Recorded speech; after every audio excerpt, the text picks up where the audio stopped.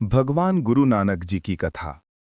सन 1469 में रावी नदी के किनारे स्थित तलवंडी गांव में, जो अब ननकाना साहिब पाकिस्तान में है, एक पवित्र बालक का जन्म हुआ, जिनका नाम रखा गया नानक। उनके जन्म के समय चारों ओर एक दिव्य प्रकाश फैल गया। पूरा गांव आनंद में डूब गया।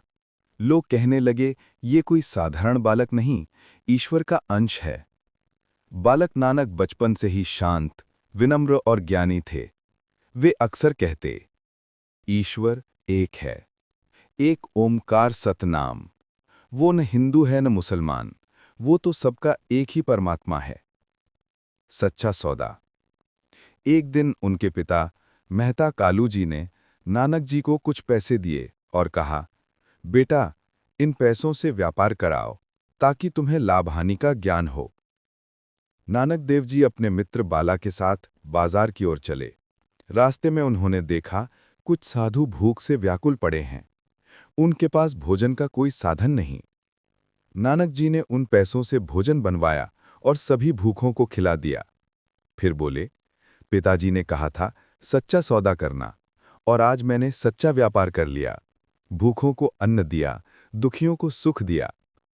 जब वे घर पहुंचे तो पिता ने पूछा, पैसे कहाँ हैं?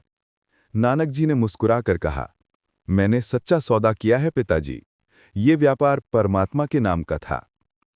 पिता पहले क्रोधित हुए, पर फिर उन्होंने देखा, नानक के चेहरे पर एक दिव्य तेज है।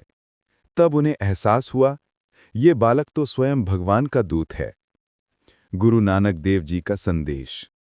गुरु नानक देव जी ने जीवन भर एक ही बात सिखाई, सब मनुष्य एक हैं, किसी से भेदभाव मत करो, सत्य बोलो, सेवा करो और प्रेम से जियो।